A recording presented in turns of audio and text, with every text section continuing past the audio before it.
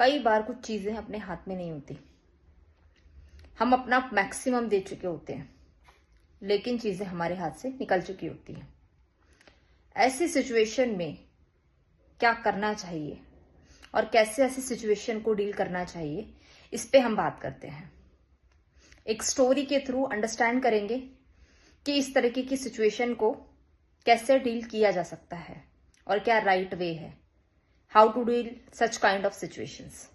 Okay, so Ritika नाम की एक लड़की होती है जो कि बहुत ज्यादा पैशनेट होती है अपने करियर को लेकर, बट लाइफ में कुछ ना कुछ ऐसा हुआ होता है जिसकी वजह से कई सालों से वर्किंग नहीं होती। She is trying regularly jobs के लिए, बट उसको जॉब का कोई ऑप्शन नहीं मिल रहा होता। पास्ट 3 ईयर से वो बहुत ज्यादा परेशान होती है। बट यू नो व्हाट, सबसे अच्छी चीज रितिका के अंदर एक होती है कि she trust on God. She always prayer कि जो भी होता है अच्छे के लिए होता है। मैं जानती हूं कि आप मेरे लिए जो भी सोच रहे हैं या जो भी करेंगे वो बेहतरीन होगा। मैं आप पर भरोसा करती हूँ। ऐसी प्रेयर रितिका रोज गॉड से किया करती थी।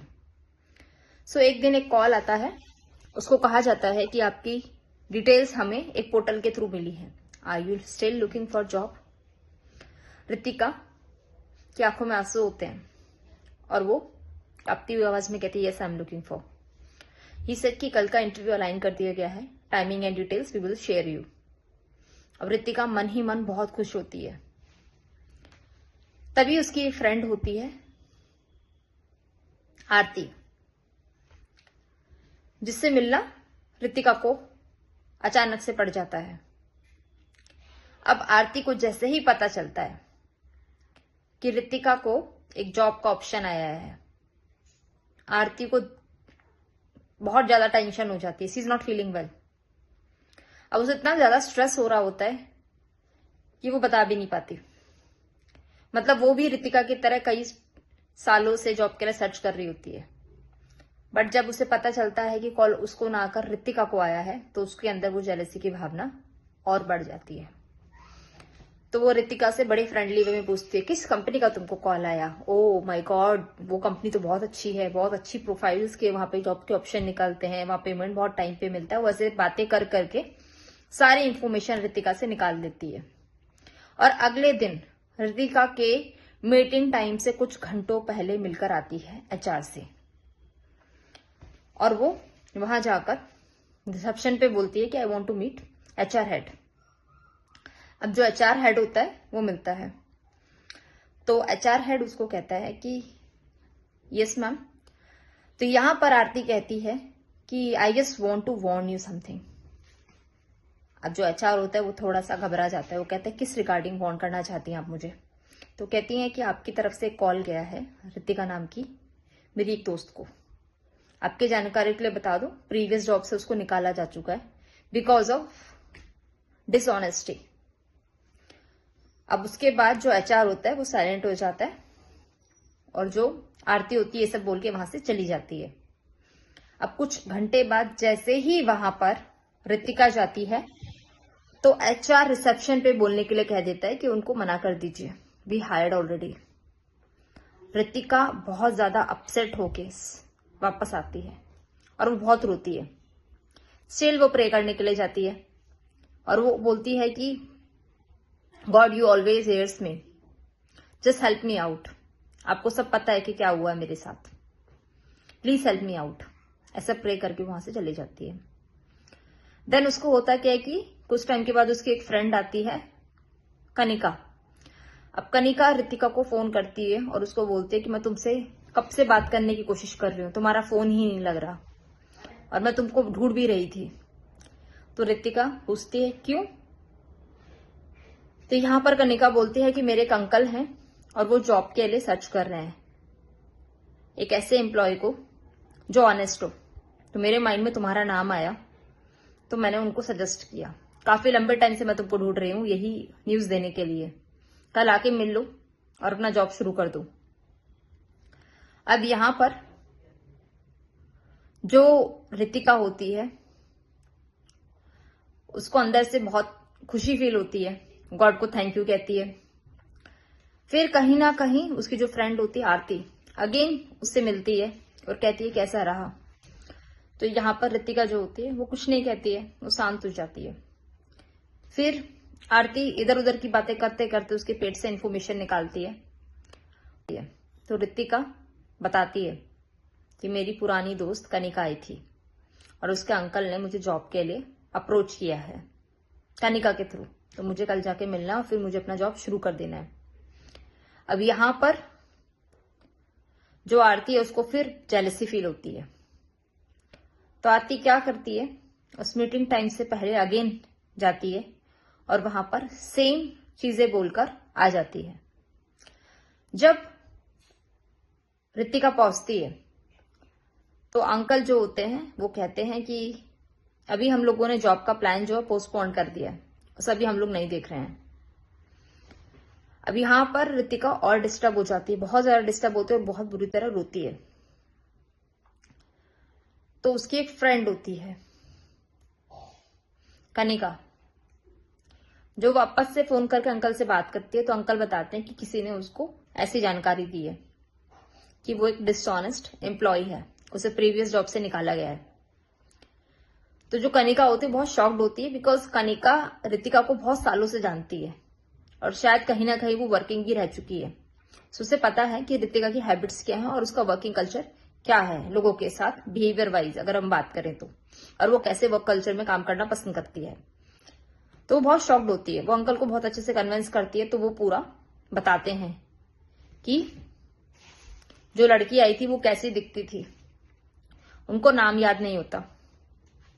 उसके बाद यहां पर जो आरती है वो कंटिन्यूअसली अपनी चीजों को आगे बढ़ाने के लिए और प्लान करती रहती है, बिकॉज उसके पास कोई जॉब का ऑप्शन नहीं होता और रितिका के पास ऑप्शन पे ऑप्शन आते रहते हैं। तो कहीं ना कहीं उसके माइंड में ही चल रहा होता है ये सब कुछ इसी को क्यों मिलता है, या मैंने भी तो इसके जैसा वेट किया जॉब के लिए, मेरे पास ऑप्शंस क्यों नहीं आ रहे, ये उसके माइंड में चल रहा होता है। अब यहाँ पर जो कनिका है अगेन वो इन्फॉर्मेशन निकाल के उसकी पहली वाली जॉब में जाके एचआर से मिलती है। तो एचआर बताता है कि हमारे पास उसके इंटरव्यू से पहले ही जानकारी मिली थी कि वो लड़की जो है डिसऑनेस्टी की वजह से प्रीवियस कंपनी से निकाली जा चुकी है। अब यहां पर जो कनिका है वो बहुत ज्यादा अलर्ट हो जाती है। तो वो क्या करती है, वो रितिका से बात करती है और मीटिंग का टाइम फिक्स करती है। तो वो मिलने के लिए जाती है। अब रितिका के घर पे अनफॉर्चुनेटली आरती पहले से ही होती है किसी दूसरे रूम में। अब यहां पर जो कनिका है वो पूरी स्टोरी बता रही होती है कि तुमने अपनी जॉब्स के बारे में किस किस को बताया है।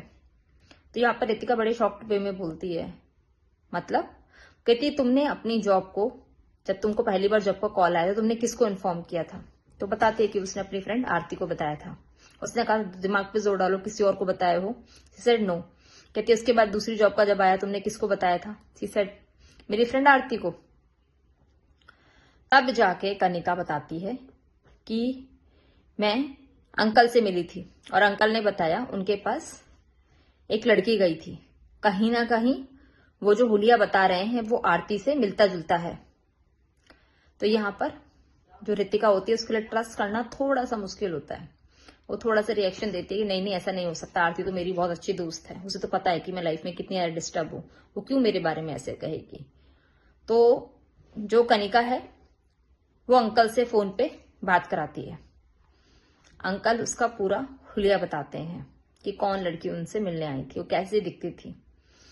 अब यहां पर कहीं ना कहीं रितिका के माइंड में सारी चीजें चली जाती हैं और कान लगाकर सुन रही होती हैं ये सारी बातें आरती मैडम।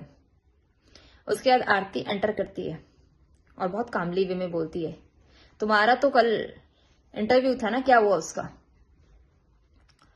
तो यहां पर रितिका चुप होती है। सो कनिका आरती से पूछती है कि क्या तुम उसके प्रीवियस ऑर्गेनाइजेशन में गई थी। तो सामने से आरती मना करती है, नहीं नहीं मैं तो ऐसा नहीं नहीं मैं कहीं नहीं गई थी और मैंने ऐसा क्यों करूंगी मैं किसी के लिए। तो यहां पर जो रितिका होती है शॉक्ड होती है कि अभी तो हमने कुछ पूछा ही नहीं है, तब ये घबरा रही है। तो यहां पर जो कनिका है वो कहती है कि कल मेरे अंकल घर आ रहे हैं और अगर तुमने सच नहीं बताया तो वो तुमको सामने से पहचान के बताएंगे, मैं तुम्हारा फोटो भी भेज देती हूँ। तो अब कहते हैं ना कि झूठ के हाथ पैर नहीं होते। तो आरती घबराकर एक्सेप्ट करती है कि उसने ही ऐसा किया।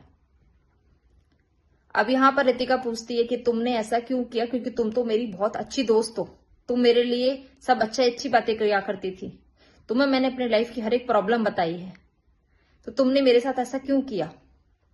तो यहां पर आरती रोते हुए बोलती है, आई एम सो सॉरी, मैंने जो भी किया जानबूझ के नहीं किया।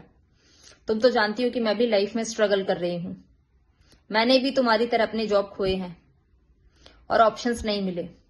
कई सालों से मैं भी ट्राई कर रही हूं तुम्हारी तरह, बट मेरे सामने ही तुम्हारे पास 3 से 4 ऑप्शन आए और मेरे पास एक भी जॉब का ऑप्शन नहीं आया।